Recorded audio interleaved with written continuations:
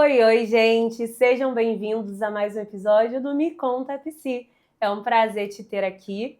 E hoje a gente vai trazer um tema bem legal e para mim vai ser bem especial falar sobre isso, porque agora, no retorno do podcast, eu também sou mãe. Então, eu achei interessante a gente trazer um tema aqui que eu percebo que é uma angústia muito comum, né, entre as mães, as pacientes que eu atendo na clínica. E eu pensei no seguinte tema: mãe recém-nascida e os seus desafios. A gente vai se aprofundar nesse assunto e se é um assunto que te interessou, tira os seus sapatos, pega o seu café e fica à vontade, tá? Bom, quero aproveitar, antes de apresentar a nossa primeira convidada do ano, quero agradecer os nossos patrocinadores, ao Salão Malibu, a Bela Flor, que é responsável aqui pelo meu figurino, e a Nox Estilos, que também é responsável pelos acessórios. Muito obrigada pela parceria de vocês. Gente, a nossa convidada de hoje, ela se chama Carolina Castor, ela é psicóloga, e aí eu vou ler um pouquinho aqui, tá, gente, o currículo dela, antes dela se apresentar. Ela é psicóloga organizacional, com mais de 10 anos de experiência, psicóloga clínica com ênfase no cuidado de mães e mulheres, treinadora de brigadistas emocionais, ela é da abordagem Gestalt Terapia, palestrante, mentora, fundadora do Cafeto, inclusive depois eu vou pedir para ela falar um pouquinho mais, representante de uma comunidade de mães, profissional de recursos humanos, auditora interna, saúde e segurança. Mas, Carol, para além desse currículo todo, se apresenta um pouquinho para o nosso público, fala um pouquinho sobre você, características suas, quem é a Carol antes de ser psicóloga. Se apresenta. Difícil falar sobre nós, né? Mas eu sou Carol, sou mãe de 2 meninos, Miguel de 5 anos e o Pedro de 2. Sou esposa, sou profissional apaixonada pela psicologia, sou psicóloga clínica, né? Dentre essa outra área também da organizacional. E é interessante a gente falar hoje sobre a maternidade, Andressa, porque quando eu comecei minha carreira clínica, eu não era psicóloga de mães, eu era psicóloga infantil. E aí eu atendi por um bom tempo crianças, só que nesse contato com crianças eu tinha muito contato com os pais, porque a gente tem que fazer devolutiva com frequência. É um processo de coterapia, né? Sim. Dos pais, e os pais precisam ser nossos parceiros em casa. E aí nesse contato eu percebia, né, o que a psicologia já fala, que a criança é o sintoma da casa, que muitas vezes, né, o que se passa em casa vai ser abordado, vai ser ressaltado por aquela criança, e essa criança é esponja, então muitas vezes ela não tinha nada, nenhuma patologia, nada. Ela só estava somatizando, absorvendo, né, as demandas, as questões daquele ambiente. E não estava sabendo gerir tais comportamentos, né, gerir tais emoções. E aí foi dessa forma que eu me tornei psicóloga de mães, antes mesmo de eu ser mãe. Ai, que interessante. Então, eu fiz essa virada de chave, foi ali para 2018, 2019, e eu só fui mãe em 2020. Então, eu entendi a importância de cuidar dessas mães, de estar atenta a esse cuidado que ia, de alguma forma, abranger todo o núcleo familiar, todo o sistema familiar. E essa criança ia ter um benefício direto. Então, já aconteceu algumas vezes de dar alta para a criança e sugerir que a mãe fizesse terapia com uma outra profissional.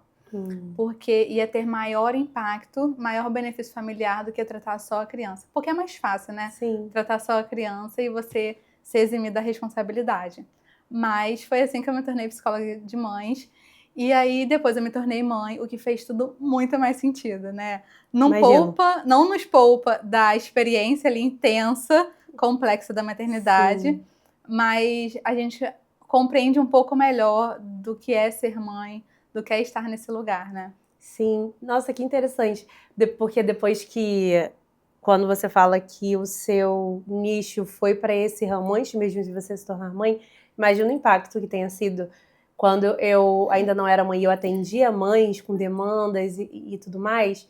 Era muito interessante atendê-las, mas depois que a gente está na vivência, parece que a gente realmente consegue vestir ali aquela roupagem, nossa, eu entendo você, né? E é uma linguagem muito mais próxima. Sim. E já entrando aqui no primeiro tópico, né? O que a gente pode trazer aqui em relação ao impacto emocional que a mulher ela tem nesse início? A gente vai trazer aqui, dar um enfoque na mãe recém-nascida, né? Então, a primeira experiência. Porque eu percebo, né, que há muitos conselhos em relação ao preparo para o bebê, o que tem que fazer, o que não pode, o que você já tem que preparar para receber o bebê em casa. E muitas mulheres não se preparam para essa nova etapa, que tem realmente assim, muitos desafios. Eu, particularmente, vivi, né? Depois eu compartilho aqui um pouquinho com vocês também, mas é uma fase que gera muita angústia e é um misto de emoções. Então, assim, se a gente for trazer essa perspectiva do que você entende, né, a partir da tua experiência, que é importante a mulher cuidar para se preparar ao receber esse bebê em casa, o que você diria, assim? Cuidar do emocional. Apesar de a gente não conseguir controlar como a gente vai se sentir, a gente consegue se planejar, se preparar, né? Hoje em dia a gente tem possibilidade de fazer um enxoval psicológico, que a gente fala, uma preparação para essa chegada do bebê, né? A gente fala muito do enxoval físico, roupinha, banheira, berço, preparação do quarto, que é uma fase deliciosa, né? É muito gostoso ver tudo se concretizando, mas também tem esse enxoval que vai pelo lado emocional, relação, vínculo entre mãe e bebê, diminuição dessa ansiedade, tratar expectativas. Então, a principal parte seria essa, né? Do cuidado emocional. Ah, Carol, como é que eu posso me preparar? Tal como você se prepara, né, para um parto normal, lá com a doula, com pilates, é começar um acompanhamento. Porque o maternar, ele te coloca de frente com a sua relação, né, com você mesma. Então, é uma sombra sua, você vai lidar com as suas questões de infância nesse maternar. Não é só sobre a chegada de um bebê, é sobre como você foi quando bebê, como foi a sua relação com a sua mãe, como foi essa experiência num todo. Então, resgata-se muito da sua experiência. Não é só aquele momento ali, né? Não é só o aqui e agora. É a sua história também que volta nesse contexto. Então, muitas coisas inconscientes que a gente demora a tomar consciência se a gente não tiver um acompanhamento e um direcionamento para trabalhar esse emocional. Né, a programação ali, o fluxo, né, gestar, né, você se preparar, gestar, ter um bebê, é muito intenso. São muitas demandas, né, de todos os lados, muitos palpites, muitas opiniões, e você estar bem blindada emocionalmente, com clareza e consciência do que você precisa ser, do que você pode ser, vai dar muito mais tranquilidade para você conseguir, né, gerar esse bebê e cuidar desse bebê. Sim, e é tão importante a gente falar sobre isso, né? Essa questão do cuidado emocional, que eu ainda percebo que muita gente subestima esse cuidado emocional. E eu lembro que, na minha experiência, se não fosse a terapia me ajudando, eu acho que, na verdade, para ser bem sincera, eu não teria voltado à terapia se não fosse situações pessoais acontecendo em paralelo à gestação. Eu não teria voltado naquele momento. Eu já tinha em mente que eu voltaria, mas provavelmente no puerpério mesmo, né? Que eu já tinha uma consciência dos impactos emocionais. Só que me fez muito bem, porque fui me dando conta de outras questões também, e fora que a gente já tem estudos hoje que comprovam também quanto que o emocional da mulher impacta no bebê. Completamente. Né? Então, tem mulheres, por exemplo, que elas têm quadros de depressão na gestação, e isso tem uma ligação direta também com a saúde emocional do bebê. Então, assim, são N fatores, né? E na nossa cultura, o que a gente acaba fazendo é meio que apagar o incêndio. Então, chega ali no puerpério, né? Começa a não ficar tão bem as coisas e a pessoa recorre a uma ajuda. Mas eu vejo que pra mim fez muito bem, então eu voltei à terapia ainda na gestação. Gente, um segredo, ela foi a minha terapeuta, tá bom? Que me ajudou muito, inclusive. E aí eu percebi esse impacto, né? E ainda assim, mesmo eu tendo buscado essa ajuda no período da gestação, eu ainda tive um impacto emocional no puerpério, porque é aquela queda hormonal que a mulher sofre, né? Sim. E aí, nesse momento, assim, né? Quando a gente tá ali diante daquele serzinho, a primeira experiência. A gente estava até conversando aqui agora há pouco nos bastidores, né? Que é fácil hoje a gente identificar o choro de um recém-nascido, que é aquele choro forte, inconsolável, Estridente, né? exatamente.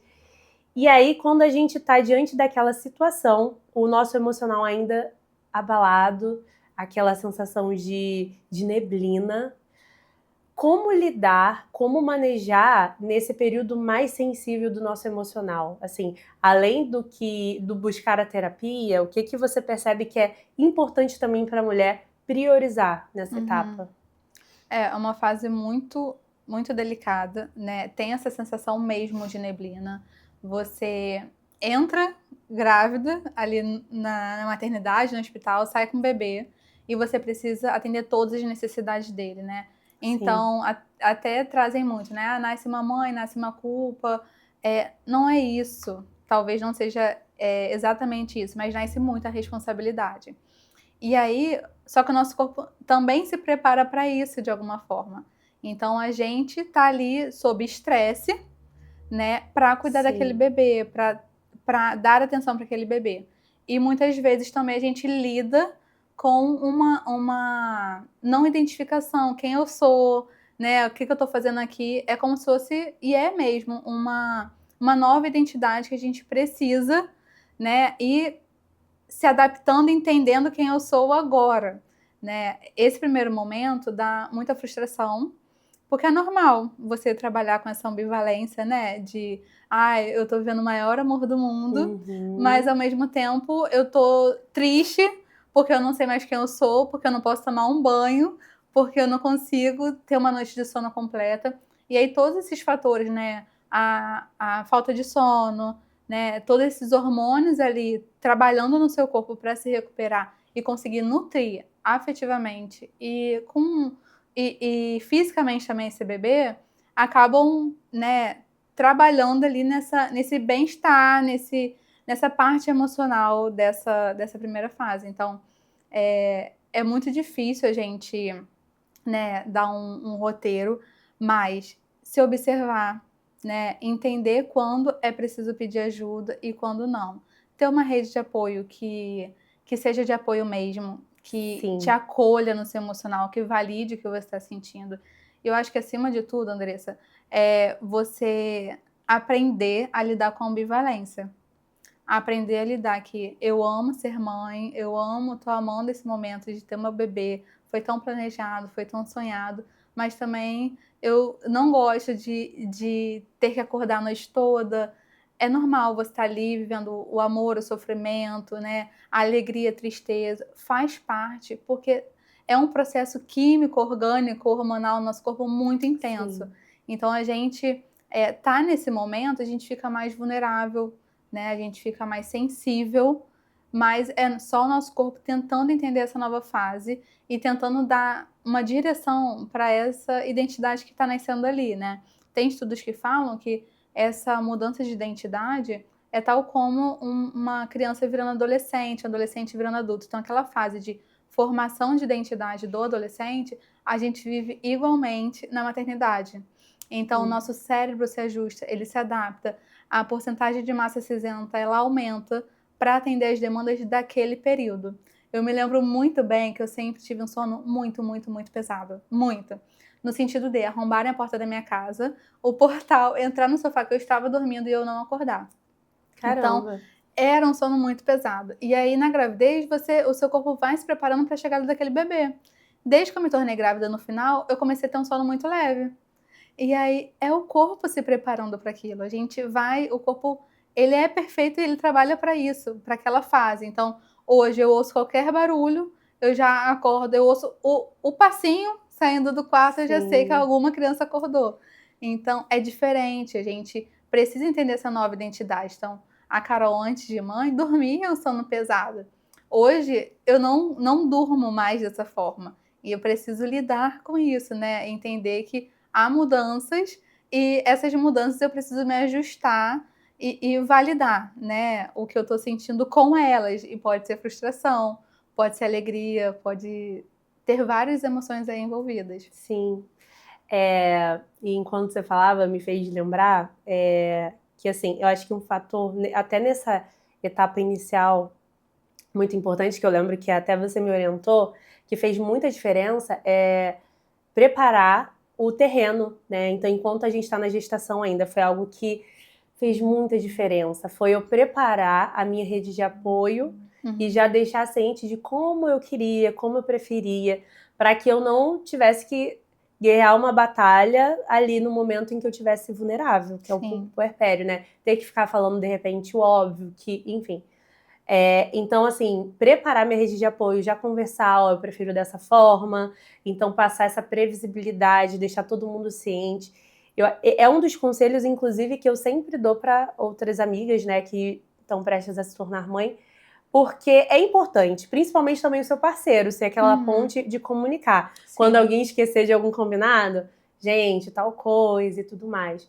E eu lembro que isso fez muita diferença para minha experiência no puerpério. E aí, ainda voltando nessa questão dessa sensação da neblina, né? Eu tive meus momentos assim. No puerpério eu fiquei assim algumas semanas sentindo muito medo do mundo, sabe? Do perigo, tudo parecia que estava muito grande. A sensação que eu tinha era que o mundo ia me engolir. E eu precisava proteger aquele serzinho, o que eu ia fazer. Como se agora que eu tive filho, tudo tá pior. Sabe, aquele olhar negativo sobre coisas ruins que estão acontecendo no mundo? E aí eu senti uma angústia, uma aflição. Quando a noite chegava, nossa, piorava. E meu esposo trabalha embarcado. Então, mesmo que eu tivesse ali minha rede de apoio, meus pais estavam lá em casa, tinha aquela questão do eu sou a mãe que precisa proteger esse filho. E não tem quem me proteja, no sentido do homem da casa não estava ali, né?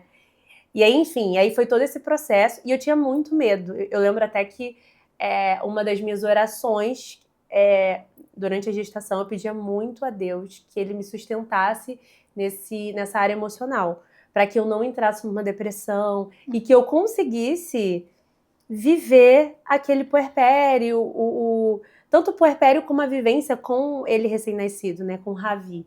Eu não queria perder os detalhes, a beleza daquilo ali. E, em paralelo a isso, eu consegui, em alguma medida, ainda usufruir, ver beleza, degustar daquela experiência. E é o que você falou, a gente acaba, às vezes, tendendo a não saber lidar com essa ambivalência. Então, se eu sinto algo ruim, o resto é desconsiderado. E isso leva a gente a um sofrimento, porque é uma rigidez também, né? Sim.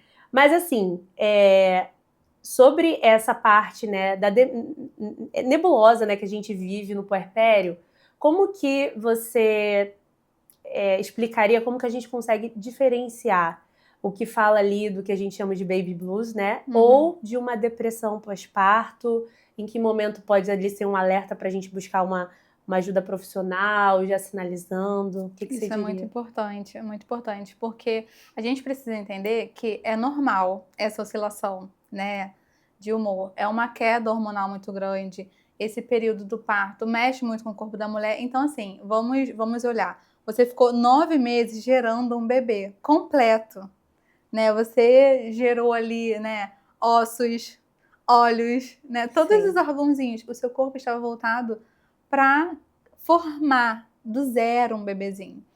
E aí você depois precisa trabalhar esse nascimento. Então vocês juntos vão lá e contribuem para a chegada dele ao mundo. Isso dá uma queda que você precisa começar a produzir leite. Então o seu corpo todo tá em muito... Você imagina o turbilhão de coisas acontecendo, de sinapses se formando, de células se movimentando para se adaptar àquela nova realidade. É óbvio que o nosso emocional vai sentir. Não tem como. Então, assim, se você teve parto normal, se você teve parto cesárea, não importa. Agora o bebezinho não tá mais dentro. Agora você precisa, de alguma outra forma, continuar o desenvolvendo, né? Nutrindo emocionalmente, afetivamente. Então, é um ser que está fora de você, mas que ainda não se vê longe de você. Ele começa a perceber que são duas pessoas diferentes lá pelo 3º mês de vida. Então, é um boom muito intenso. Como é que eu sei a diferença do Baby Blues para depressão? O Baby Blues, ele traz essa oscilação de humor ao longo do dia, né? Eu consigo ficar feliz e ter uma tristeza muito forte ao longo do mesmo dia. Eu oscilo, eu consigo aproveitar, curtir aqueles pezinhos, e eu também sinto esse medo gigante, uma solidão. Às vezes parece que nada vai ser igual, né? Você nunca mais vai conseguir trabalhar igual, você nunca mais vai ter um casamento igual. Parece que tudo muda muito, né? Tudo se amplifica, como você disse. Sim. Então, é natural ter essa oscilação de humor, né? Ter essa cobrança de eu deveria estar curtindo isso, mas não conseguir estar curtindo plenamente, porque você tem medo do futuro, tem um serzinho ali muito pequeno dependendo de você, que você precisa dar banho, você precisa alimentar. Então, esse sofrimento, esse querer atingir expectativa de que, você tem um bebezinho, né? Você deveria estar muito feliz agora. E você lidar com aquilo e não querer transparecer que você também está tensa, né? Que em alguma medida você pode estar triste, você pode estar angustiada com alguma coisa. E, assim, experimentar viver, né, todas as oscilações, né, daquele momento. Isso é natural ali até 2 semanas, né?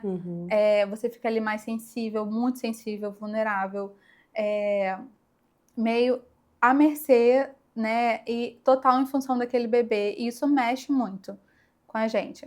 Passou de 2 semanas e esse sofrimento ele vai se intensificando, né? E aí você não tem mais essas oscilações, você sempre está muito triste, você não consegue formar esse vínculo com o bebê, você tem alguma resistência em relação a alguma situação da maternidade ou a esse bebezinho mesmo.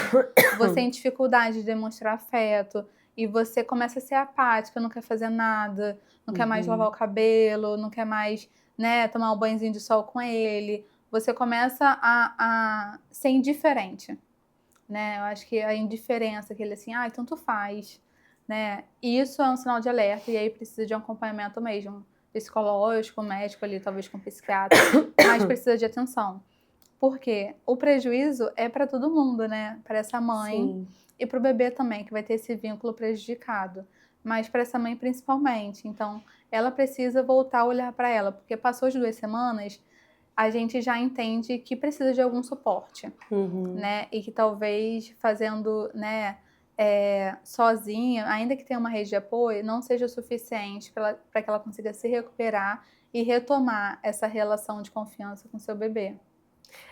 Teve uma fala sua, eu nem me lembrava disso, mas me veio assim, quando você fala sobre essa expectativa que é colocada sobre a gente nesse momento, você deveria estar feliz. E, nossa, a parte que mais me marcou nesse sentido foi em relação à amamentação. Por quê? Primeiro, o filho, toda aquela adaptação e muita dor para amamentar, aquele desejo de que o meu leite fosse o principal ali naquele momento, né, nessa primeira fase, fosse a única fonte de alimento para ele, e eu sentia muita dor. A minha amamentação foi muito desconfortável. E eu lembro que a minha sogra falava assim, toda vez que eu ia colocar ele no peito para amamentar, meu Deus, isso é tão lindo, gente, amamentar é tão bom. E a visão romantizada. E eu por dentro assim, não é possível que é tão bom assim, né? Pelo menos eu ainda não alcancei esse lugar. E aí, toda vez que eu tinha esse momento de amamentar, remetia a ela a experiência e a saudade que ela tinha da amamentação dela, e ao mesmo tempo aquele conflito interno. Como eu dizer que está sendo muito difícil, que não está sendo nada prazeroso, e que na verdade eu preferia nem amamentar. Tamanho era o meu desconforto ali. Né? E aí há esse conflito, porque quando a gente traz essa questão do nasce uma mãe, nasce uma culpa, eu acho que tá muito nesse lugar assim que é estrutural, né? a nossa cultura, ela meio que já vai estabelecendo, porque você tem que ser assim, porque até a questão da divisão de responsabilidades entre mãe e o pai. O pai ajuda, mas você tem que fazer, para você tem que ser prazeroso, você tem que estar feliz, enfim. Então, nesse momento que ela trazia essa fala, claro, né, não com essa intenção, mas em mim já vinha naquele lugar de culpa, já era convertido, do tipo, nossa, mas tá sendo horrível. Mas ela falava com tanta felicidade, eu falei, e aí eu pensava, não, eu ainda vou alcançar esse olhar que ela tem, né, da amamentação, mas ainda não chegou, eu ainda não cheguei nesse momento, mas gerava aquele conflito. E aí, assim, dos casos que você já atendeu, né, dentro dessa experiência do puerpério, o que você acha que mais te marcou, assim, como demanda que as mães já te trouxeram? Alguma fala que tenha te impactado? Teve algo assim que já mexeu com você? Olha, são muitas, muitas experiências, né? Esse lidar com a expectativa é sempre um ponto muito difícil, é muito sensível, né? Sim. Trabalhar com essa expectativa. Mas eu posso trazer aqui a minha experiência com com meu primeiro filho, né? Que é com o Miguelzinho. Eu engravidei com 3 meses de gravidez, lockdown, pandemia. É verdade. E aí eu vivi essa maternidade na pandemia. Então a gente não sabia o que era o Covid, né, quais eram os efeitos sobre essa gestação, sobre o bebê, né, não tinha vacina, não tinha nada. E aí como se proteger, fui lá, me isolei, andava de máscara em casa, era uma loucura que eu tinha que sair para o pré-natal, e estava tudo bem, né, fora essa tensão de não saber o que aconteceria, porque hoje em dia a gente sabe, né, se você pega a dengue na gestação, você tem um risco de. Se você pega tal doença na gestação, você tem um risco de. Mas e o Covid? Eu não sabia nada sobre Sim. isso. E aí eu fiquei naquela insegurança, muita ansiedade nesse processo de gestar nesse contexto de pandemia. Só que toda vez que eu pensava no pós, né, eu pensava ou eu ia pesquisar, eu ia estudar, eu ia sempre olhava para o aleitamento materno, para o amamentar. O parto nunca foi uma questão para mim. E geralmente é incomum isso, as pessoas ficam preocupadas com o parto. Para mim nunca foi uma questão, sabia que de alguma forma meu corpo ia se preparar para botar aquele bebê no mundo. Sim. E a minha questão era a amamentação. Só que aí, uma gestação saudável, tranquila, com 36 semanas ali pós segunda-feira pós Dia dos Pais, eu fui fazer um exame de rotina com, né, do coração do bebê, eram 4 exames no total, e eu parei no segundo, a médica me avaliou ali por 15 minutos e falou: "Vai pra emergência, atravessa a rua, mas vai agora, tá?". Mas assim, sem querer me causar atenção. Eu fui na maior calma, tranquilidade, cheguei lá, minha médica já estava de plantão e falou: "Carol, a gente vai ter que fazer cesárea agora". Eu: "Por quê?". Ela falou: "Porque tá em sofrimento, o batimento dele não baixa, estava 120 por minuto, 220, não me lembro agora, mas é natural oscilar e retornar, o dele não retornava", né. Caramba. E aí, nisso, a gente entrou pra sala de cirurgia, fizemos o parto. E quando ele nasceu, né, eu tirei uma foto, botei estava de máscara o tempo todo, meu marido, e quando ele nasceu eu tirei a máscara para fazer uma foto, e dali eu só fui ver meu filho 6 dias depois de nascido.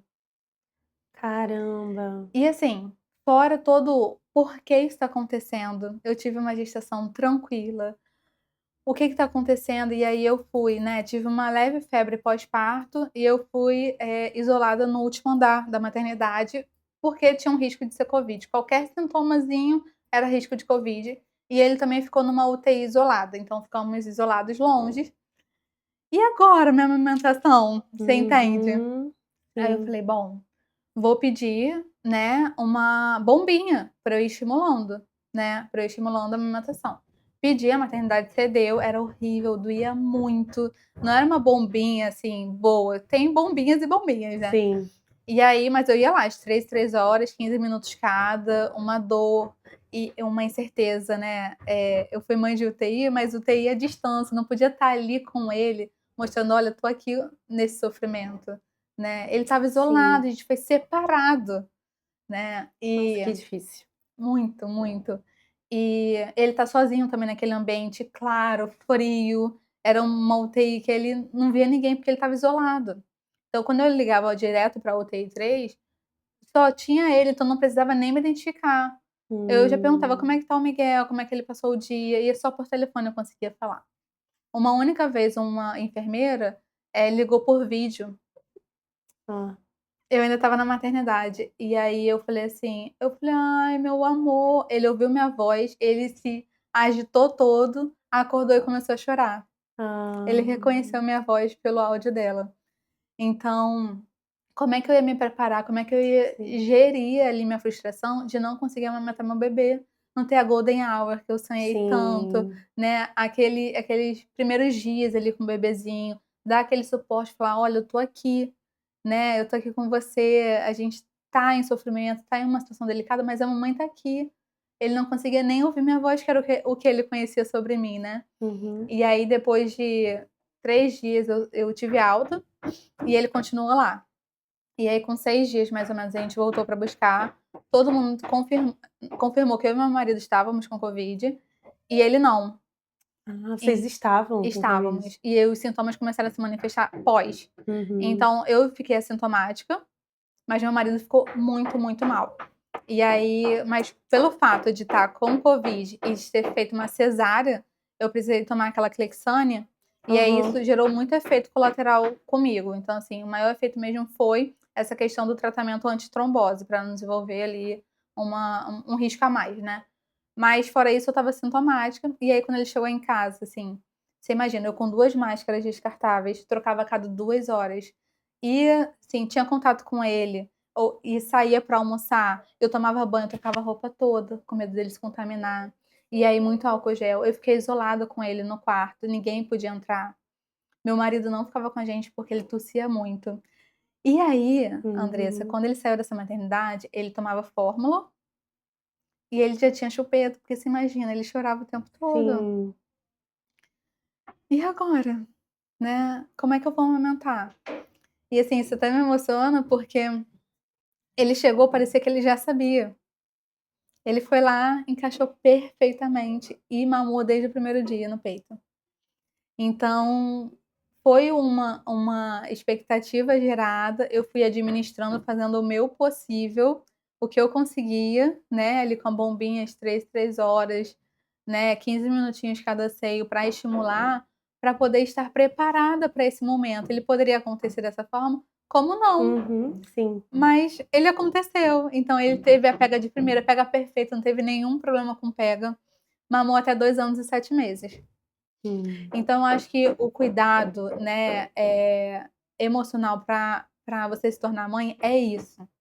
Você vai se preparar emocionalmente. Pode acontecer, como pode não acontecer, Sim. mas você vai estar preparada para esse momento, você vai estar mais fortificada, mais fortalecida, né, você vai estar com o terreno pronto ali e com uma tranquilidade maior, porque você sabe que pode acontecer como pode não acontecer. Então Sim. você vai estar mais confiante. Então, se eu não tivesse confiante de que eu fiz a minha parte, eu nem teria colocado ele no peito, né. Eu já cheguei em casa, minha mãe já tinha comprado a fórmula, já tinha comprado mamadeira, porque eu não comprei nada disso para enxoval. Eu falei: "Ele vai mamar". E aí eu me preparei o tempo todo para isso. E chegou, ele pegou e deu tudo certo, mas porque eu estava com o meu emocional fortalecido, apesar Sim. disso tudo, né, eu segui em terapia, gestação, todos os processos, e eu precisava muito mesmo. E eu preparei esse terreno, eu me preparei, né, para isso. Então acho que esse é o principal ponto. Quanto mais você se prepara emocionalmente, mais você consegue lidar com as adversidades, com as suas frustrações, e que isso não te paralise. Isso vai te fortalecer para esses desafios que virão, né. Sim. E uma coisa que a maternidade tem me ensinado muito é entender, né, porque racionalmente a gente sabe, mas sentir que a gente não tem controle das coisas. Nada, difícil. E diante de uma imprevisibilidade dessa, se você realmente não tivesse uma estrutura, enquanto você falava, eu fiquei imaginando, se eu tivesse passado por isso, como que eu lidaria com isso também, porque mexe com a gente, né. Esse primeiro momento, primeira hora ali de ouro, com o bebê, aquele contato, a gente sonha com isso, né, Uhum. ter aquele momento com o bebê. E como que faz diferença? Porque a gente cria uma expectativa, querendo ou não, a gente idealiza alguns pormenores, você vê, sua fala: "Não, ele vai mamar". uma mínima de expectativa tinha ali. Uhum. Quando isso não aconteceu, se você não tivesse preparado uma estrutura, tinha tudo para te desestabilizar. E o quanto isso fez diferença também para você se manter bem para esse momento que chegasse esse encontro, né? E aí, até dando um gancho nisso, que a gente sabe que quando a gente anuncia a gestação, a gente conta, a gente começa a ouvir muitas histórias, muitas experiências. E eu acredito muito que isso contribui para uma idealização. E também a gente também ouve histórias ruins, né? Bem negativas. Que também podem influenciar a gente a ficar com medo, ficar ansiosa, né? E também tem aqueles discursos super lindos. Fala, nossa, será que eu vou viver isso? Inclusive, quando você fala que o parto nunca foi um problema para você, para mim sempre foi. E um dia, inclusive, eu já disse que eu não queria ser mãe. E não porque eu não queria ter um filho, mas porque eu não queria ter que passar pelo parto. Seja cesárea ou normal. Porque desde pequena eu ouvia muitas histórias e eu acabei, né, durante assim, eu conheci uma amiga, ela engravidou, eu não era casada na época, nem namorava Ramon, e calhou de ela não ter rede de apoio, família, ela teve no hospital público, não podia entrar, o esposo não podia entrar com ela, e ela me chamou para entrar com ela. E eu passei ali, simplesmente, a madrugada com ela, em um quarto, né, compartilhado com outras mulheres que estavam prestes a entrar em trabalho de parto. Eu passei a madrugada ali. E foi um cenário, assim, não quero dizer traumatizante, mas foi difícil. Ela do meu lado, sentindo muita contração e dor. Aí eu lembro que tinha uma menina numa maca, assim, de madrugada, a luz ficava piscando assim. E a menina de cócaras na maca, gemendo de dor, e eu olhava aquilo ali, a única coisa que eu falava, ainda bem que eu não tenho um bebê aqui dentro. Ainda bem que não sou eu. Que eu não tenho que sair alguma coisa. Aí a minha amiga, com muita dor, aquela coisa, e eu tentando fazer, tipo, o que eu faço aqui, né? Eu, toda inexperiente, não tinha noção de nada, fazendo carinho assim no cabelo dela. Ela, Andressa, para de fazer carinho. Ela já tava com raiva, né? Aí eu, tá bom. Aí eu só me mantive ali, mas eu acabei vendo o processo do parto dela normal. Ela acabou sofrendo algumas violências obstétricas. Na época, eu não tinha noção de nada, mas eu vi que ela estava sofrendo muito. Hoje, quando eu paro para pensar, tanto de coisa que ela passou ali, nossa, eu teria um posicionamento totalmente diferente. Mas aquilo me marcou. E eu falava, olha, eu gostaria muito de ter um filho, possivelmente eu vou adotar, mas eu não quero ter que gestar. E fora as histórias que eu já tinha ouvido de familiares, enfim. Aí beleza, passa o tempo, isso muda, porque por conta de uma das doenças autoimunes, uma médica vira pra mim, né, e tem uma fala infeliz, você sabe, você não vai poder engravidar. Se você engravidar, você vai ser irresponsável. Aí eu lembro que naquela hora minha ficha caiu, desceu uma lágrima assim, eu olhei pra Ramon, tipo, como assim? Me foi tirada a opção de escolher que eu quero ou não ser mãe. E aí, que eu posso ou não ser mãe. E aí, a partir dali, foi um divisor de águas. Eu passei a desejar, não. Mesmo que eu tenha receio do processo do parto, eu quero ser mãe, enfim. E aí, depois eu descobri que eu poderia ser sim, né? Teria que tomar muitos cuidados, a gestação teria que ter mais cuidados, mas eu poderia. E aí, quando eu engravido, começa as histórias. Porque o meu foi assim, aquela coisa toda. Inclusive, não sei se essa pessoa que disse isso vai ouvir esse episódio, mas eu lembro o dia que uma pessoa virou pra mim e falou assim, olha, o pior não é o parto. O pior de tudo é a amamentação. Porque na minha amamentação eu precisei ser carregada. Eu sentia muita dor, porque sangrava, porque não sei o quê. Aí eu fiquei assim, meu Deus. Como assim? Se eu já tinha aquele terror na minha mente do que era um parto, a pessoa virar pra mim e falar que a amamentação era pior. Ai, gente, o que eu tô perdendo aqui, né? Acho que eu não tô tendo tanta noção. Enfim. E aí, em torno desse processo, em outros, não, o parto é muito tranquilo.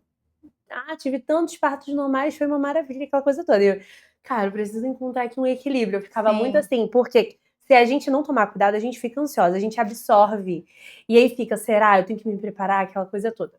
E aí eu fui fazendo muito esse movimento interno de focar, porque, por exemplo, você teve a sua experiência e você também criou as suas expectativas, mas foi a sua experiência. Uhum. Eu poderia ter tido filho antes e ter te falado a minha e ser totalmente diferente.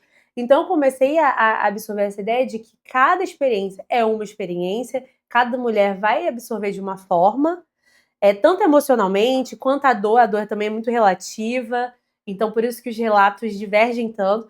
Então eu falei, não, eu vou focar na minha experiência. E fiquei Uhum. buscando descansar em Deus, né? Mas assim, diante dessa dualidade, onde a gente ouve muitas experiências ruins e outras super românticas e felizes e coisas de filme, o que você, qual a sua opinião sobre isso, né? O que você sugeriria, aconselharia, tanto mulheres que estão grávidas agora, prestes a ter o seu primeiro filho, como gerir essas histórias, essas Uhum. opiniões? Assim, é preciso ter um pouco de consciência, nesse sentido eu sou muito prática, né, o que é meu, o que é do outro, né, Uhum. eu consigo separar, claro, com muitos e muitos anos de terapia, inclusive Thaís, obrigada por todos esses anos de acolhimento, de tudo, mas que é minha psicóloga e gestalterapeuta maravilhosa, mas é preciso gerir assim, o que fica para mim do seu relato, o que fica para mim daquele relato. A gente quando ouve uma experiência, a gente logo internaliza, então o nosso cérebro ele não entende o que é real do que é imaginário.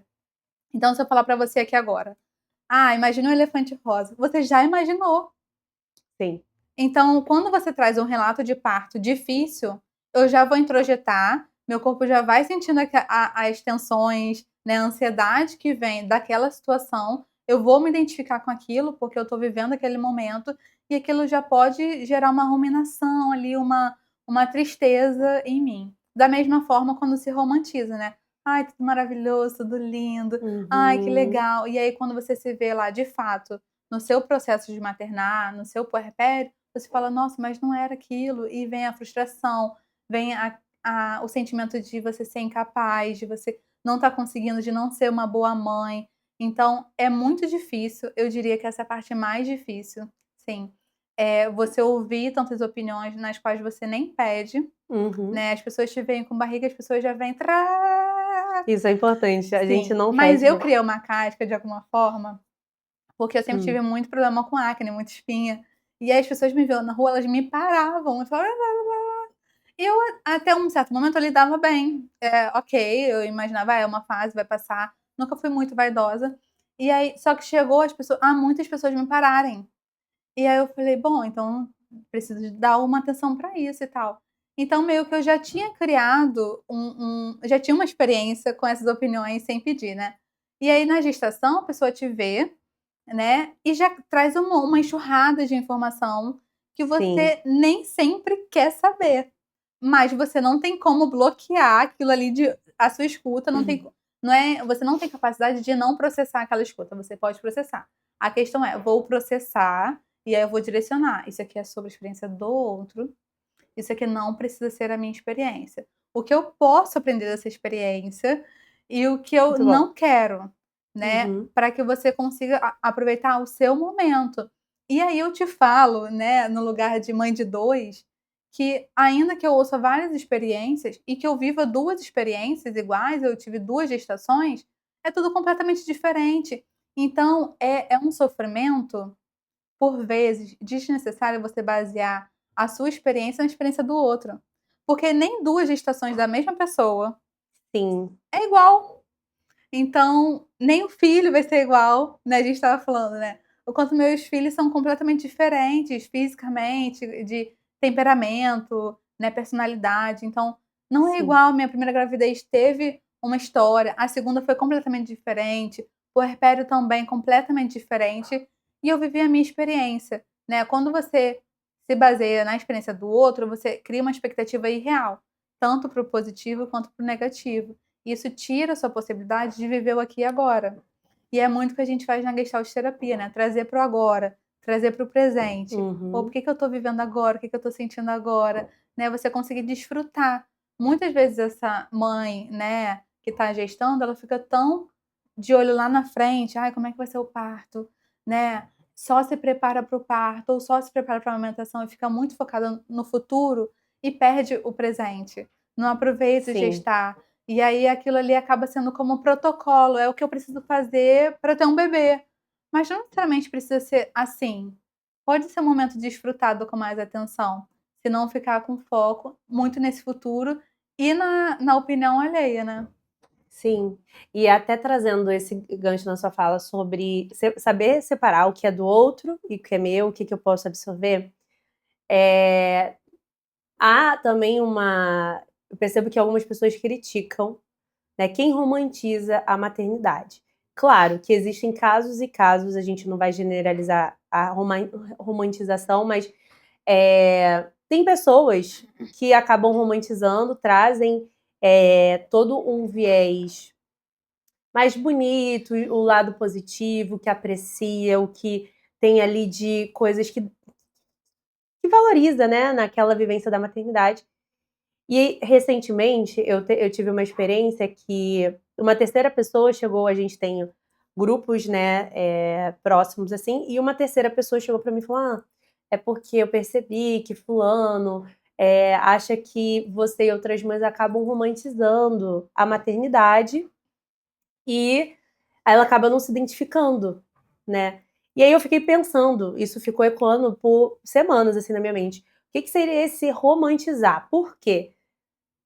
Eu acredito que sim, possam ter pessoas que acabam forçando uma barra, querendo romantizar algo, mas também existem pessoas que vão conseguir realçar dali, da maternidade, os pontos positivos, o que está sendo bom, e não trazer somente o lado negativo. E isso não quer dizer que a maternidade, por exemplo, para mim não seja difícil. Uhum. É difícil em diversos aspectos. Só que eu percebo o meu olhar muito mais enviesado para o valorizar.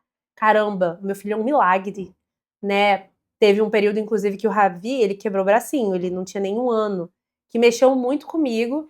E enquanto eu via, ele estava até na fase aprendendo a andar, e enquanto eu via, eu tendo que, sempre eu ou alguém, né, tá ali auxiliando ele para ele andar sem que ele caísse, né? Eu ficava pensando assim, eu não vejo a hora dele poder ter a independência dele sem ninguém ficar segurando ele. Eu lembro que eu ficava pensando assim, eu vou amar quando ele estiver andando, correndo, e eu tendo que chamar a atenção dele porque ele tá fazendo bagunça, sabe? E aí hoje, toda vez que eu já tô um pouco assim, Ravi, desce daí, não sei o quê, eu lembro do braço dele quebrado e eu começo a agradecer porque ele tem saúde. Eu Uhum. sempre trago essa memória. Traz, sabe, essa perspectiva de valorizar. Uhum. Nossa, que nem aquelas fotos, né, quando postam a sala toda bagunçada. Isso aqui quer dizer que tem vida nessa casa. Não tem criança doente. Então, assim, aí eu fiquei pensando, será que realmente é uma romantização? Será que é algo que realmente eu preciso mudar na minha forma de compartilhar minha vivência?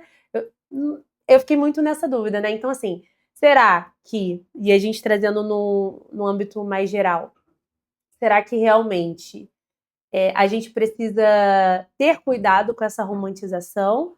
Ou é mais essa dificuldade de entender que cada pessoa tem a sua experiência e que tudo bem o outro ter uma experiência, um olhar, às vezes até o olhar, nem a vivência em si, um olhar mais agradável do que o seu, né? E Uhum. tentar, de repente, aprender com isso. Quanto que você acha que a gente pode até achar esse equilíbrio? Uhum.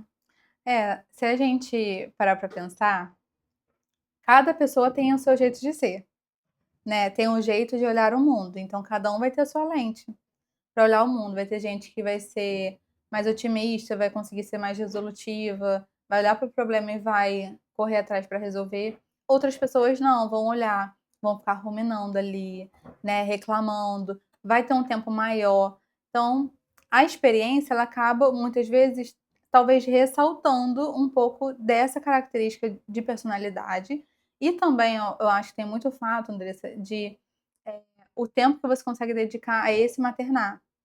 Porque tem Uhum, mulheres que não têm rede de apoio, sim. tem mulheres que não têm um casamento saudável, estruturado, tem mulheres que não têm uma estrutura física, talvez um lar mais preparado, né, com espaço para viver aquele momento. Tem mulheres que não têm uma situação financeira legal para dar o conforto que gostaria para esse bebê. Tem mulheres que não têm um suporte emocional, não têm acesso, né, a uma rede de apoio, não tem acesso a um acompanhamento psicológico. Então, naturalmente, para elas vai ser mais difícil, né? Vai ser mais difícil aquele momento. Para outras, não, ela vai ter toda essa estrutura. Então, será que né, o fato de romantizar ou não, ou da sua experiência, né, ser diferente da do outro? Né? Eu, falando da minha experiência, o meu puerpério foi completamente diferente das duas. No primeiro, eu não tive, assim, eu tive apoio mínimo. Eu não fazia comida nem nada, como todo mundo lá em casa ficou com Covid e tal. A igreja mandava todo dia alimento para todo mundo lá de casa, que era eu, minha mãe e o Jonathan, e mandava alimento já todo, café da manhã, almoço, lanche, porque estava todo mundo contaminado, minha mãe e o meu marido super mal, de cama mesmo. Então, eu tive esse apoio, essa rede de apoio, né, de cuidar do alimento físico.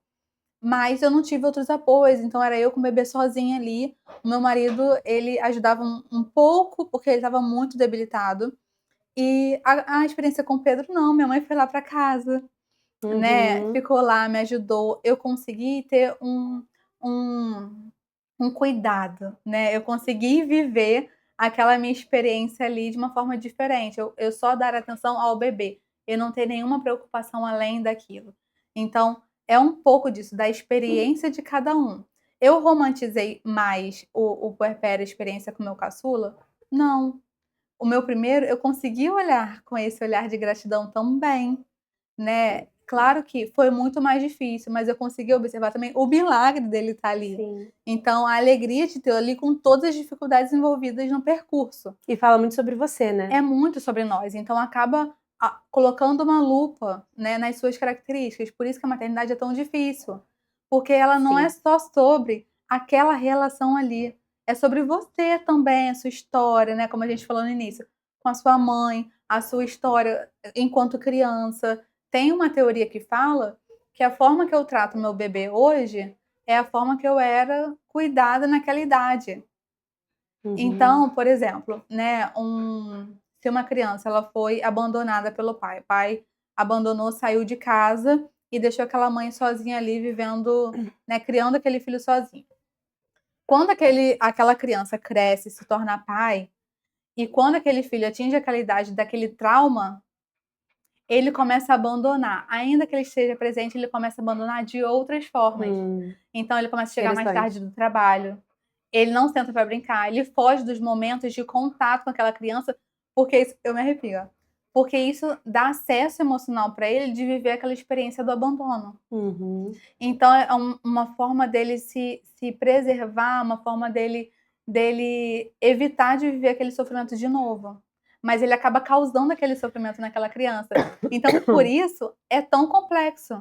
Por isso o acompanhamento, né? O tomar consciência, o entender a sua história, entender seus gaps, seus traumas, é facilitador para você viver aquela experiência e para você também não proporcionar aqueles traumas, todas as suas questões para aquela criança que não tem culpa da sua experiência, né? Não precisa receber aquilo que você recebeu. Você pode quebrar o ciclo e fazer diferente. Então, é muito o olhar da pessoa, a forma que a pessoa é e como ela vai observar. Claro que, e aí a gente entra no outro ponto de redes sociais, as pessoas postam o que elas querem, né? As pessoas têm liberdade. E eu posso postar só a parte boa e não postar a outra parte que é desafiadora. E tá tudo bem, só que as pessoas acabam ficando tão em volta das redes sociais e perdem essa rede de comunidade, essa presença real, que acaba se baseando nesse retrato, né? Nessa fotografia de rede social, que é uma ilusão. Então, isso aumenta a margem de comparação.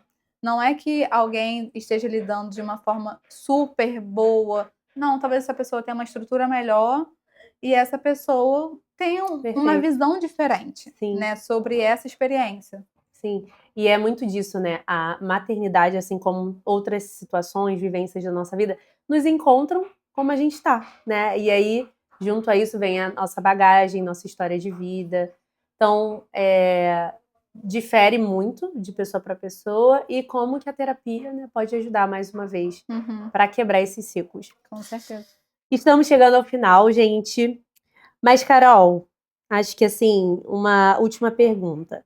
Quando nasce uma mãe, realmente nasce uma culpa? O que você acha sobre essa frase? Nasce, de alguma forma, em alguma medida nasce, porque você tem muita responsabilidade sobre aquele bebê e porque você se compara muito. Uhum, Então, verdade. é uma fase de muita comparação. A gente Uhum. sempre se coloca num lugar de insuficiência, né. Então, quando a gente olha para o lado, a gente vê aquilo que faltou pra gente e a gente vê uma outra pessoa que para ela não faltou aquela parte, né, aquela área naquela área específica ela tá bem. E aí gera essa comparação. Então, nasce porque é uma área que a gente compara muito. E se a gente parar para prestar atenção, a gente não se compara tanto, na mesma medida, quanto a carreira profissional, quanto a casamento, a história de vida. A gente não tem esse Uhum. padrão de comparação. Mas quando nasce uma criança, você compara. Se tá num time certinho de falar, se tá andando no tempo certo, você vai comparar. Seu filho andou com quantos meses? Nossa, eu tô com 9 meses. Nossa, o meu já tem 1 ano e 2 e não andou ainda. Uhum. Então tem essa comparação de não só de como você é, porque entende-se que há muita expectativa, e realmente há muita expectativa sobre essa mãe, mas entende essa mãe, se ela não tiver esse discernimento, ela vai querer o tempo todo atingir essa expectativa do outro. E aí vai ficar nesse lugar de insuficiência, porque um espera uma coisa, outro espera outra. É aí que vem a culpa de que: "Nossa, eu não sou boa o suficiente em nada". Uhum. Né, eu não consigo atingir, ou meu filho não atingiu tal marco, né, eu não estou sabendo lidar com essa fase. E aí acaba gerando esse senso de: "Eu não estou dando conta", né, Sim. porque é muita responsabilidade, mas principalmente porque você se coloca nesse lugar de comparação, né, de olhar e falar: "Bom, até aqui". E aí o importante é a gente não comparar com os outros. Já tem estudos que têm marcos de desenvolvimento, né, Uhum. e aí você pode olhar baseado nisso, você precisa estar atento sim, ao desenvolvimento do seu bebê, como você tá. Então, olha, observa, preste atenção muito na sua intuição. Então isso é uma forma de você tirar um pouco dessa culpa. "Ah, fulano tá fazendo assim, outra pessoa tá fazendo assim", mas a minha intuição, né, o que que eu sinto que eu preciso fazer por esse bebê? O que que é o ideal? Vou te dar um exemplo simples. Quando a gente estava na fase de introdução alimentar do Miguel, que é meu primeiro filho, estava muito em alta BLW, só falava de BLW, BLW, BLW, e eu não me sentia confortável com essa abordagem. E aí a gente pesquisava, pesquisava, não conseguia encontrar, aí encontrei uma forma, né, que é aquela forma mista, Visto. né, eu esqueci o nome que fala, mas você oferece no formato do alimento, né, para o bebê ter a experiência da textura, do sabor, mas você também amassa um pouquinho ali e dá para que ele possa se nutrir daquele alimento de fato, né. E aí encontramos uma nutróloga daqui de Niterói maravilhosa, e ela falou: "Esse é uma forma que eu também acredito". Então assim, bateu, né, era o que eu queria, era o que acreditava, e encontrei alguém que também pensava da mesma forma, acreditava que era a metodologia ideal. Mas todo mundo estava fazendo diferente, mas não era o que eu queria fazer. E aí, gente, é um conceito, que a gente precisa, olhar. A gente ou vai trabalhar em ser aceito por aquele núcleo, a gente vai buscar aceitação, ou a gente vai precisar ser autêntico. Né, então não necessariamente quando eu sou autêntica eu sou aceito, e Uhum. não necessariamente quando eu estou sendo aceito por um grupo, por uma comunidade ali, uma rede social, eu estou sendo autêntico, mas o que naquela circunstância faz sentido para mim. Então nesse sentido da introdução Perfeito. alimentar, eu não estava confortável de ser aceita, não fazia sentido para mim. Uhum. Então eu busquei algo que eu fosse em direção à minha intuição, minha autenticidade. Então nem sempre a gente vai conseguir atingir as 2 coisas ao mesmo tempo, mas é o que faz sentido para Hum. você naquele momento. E aí isso também te tira um pouco desse lugar de comparação. "Ah, porque o outro está fazendo", tá, mas nesse lugar aqui eu não quero fazer igual. Você se volta para a essência, né, o Para a que que é essência, para essencial. os seus valores, Sim. né, para aquilo que você acredita, o que você quer. E é interessante como que a maternidade, ela percebi muito isso na minha vivência, ela espreme de você o que você já tem dificuldade antes de ser mãe, Uhum, né. muito. Eu tinha uma demanda, por exemplo, a dificuldade de se posicionar. E se eu não passasse a me posicionar em relação ao Ravi, isso ia respingar sobre ele. Porque hoje eu sou uma das pontes que para dar limite, dar aquele contorno. Então, isso começou a me instigar nesse lado. Eu falei, nossa, se eu não trabalhar isso já, né? Fui me dando conta disso. Então, da mesma forma é isso. Se, de repente, a pessoa, a mulher, ela já tem uma dificuldade de ser autêntica antes de ser mãe, talvez ela também enfrente esses desafios quando a demanda gira em torno da maternidade, né? Exato. Ela vai sempre buscar aceitação. Sim. E ela nunca vai conseguir se posicionar, ainda que ela queira. Mas aí, se ela não faz essa base, não trabalha essa base emocional antes do nascimento, é no puerpério que ela não vai conseguir mesmo, porque ela vai estar muito vulnerável. Então, eu já ouvi da palavra da boca de paciente falando o quanto eu me senti violentada psicologicamente, né, nesse puerpério, porque as pessoas não respeitaram o meu espaço, o meu momento, porque ela não conseguiu dar, né, essa fronteira, fazer essa fronteira de que até aqui tudo bem, até aqui não, né, ter clareza sobre como queria ser tratada e cuidada nesse momento. Então, o quanto é importante você buscar esse equilíbrio. Em que situações você vai estar mais alinhado ao que você acredita, vai ser mais autêntico, e quais situações tudo bem você se ajustar para ser aceito naquele grupo, né? Sim, autoconhecimento, né? É tudo na vida. É tudo. Nossa, gente, que bate-papo gostoso, Ai, Carol. obrigada pelo convite. Fiquei muito feliz de te receber. Obrigada. E queria pedir para você deixar assim uma mensagem, né, para quem está ouvindo a gente, quem está nessa experiência de ser mãe recém-nascida, está prestes a ter um bebê ou que está no início, né, no puerpério. O que você acha que seria importante você falar para essa mulher que está nessa nova etapa, cheia de desafios e medos? O que você diria para elas? Valide o que você está sentindo. Eu acho que o principal é validação. Valide, não é besteira, não é exagero, não é mimimi, não é. É só o seu corpo se ajustando a essa nova fase e é você aprendendo a lidar com esse bebê, porque você está sendo mãe pela primeira vez. E uma vez eu até falei isso com o Miguel, né? Ele, mãe, mas você não sabia isso? Eu falei, não, filha, a mamãe não sabe de tudo. Sabia que é a primeira vez que eu tô sendo mãe? Sabia? E é a primeira vez que você está vivendo isso, mas é a minha primeira vez também. Então, é você lidar com a humanidade, se permitir ser vulnerável e aceitar a sua vulnerabilidade, a sua sensibilidade daquele momento. Então, valide, não seja a primeira pessoa a invalidar o que você está sentindo. É porque isso vai passar, isso, né, não é tão grande assim. Não, e fale, e fale. Porque quando a gente está, muitas vezes, nessa ambivalência de, poxa, eu queria estar curtindo essa amamentação, mas eu tô sofrendo muito, tô com muita dor e não quer validar, né, o que você está sentindo de fato, você acaba entrando em sofrimento, não compartilha e não trabalha isso. Sim. Então fica aquilo ali ruminando dentro de você, porque é uma sensação de não fazer parte, né, de não estar sendo boa o suficiente, de você não ter conseguido alcançar aquele lugar que todo mundo alcança. Então valida seu sofrimento, valida, valida. Não seja a primeira pessoa a dizer não para si. Né? Se o outro não validar, tudo bem, mas só você sabe o que passa.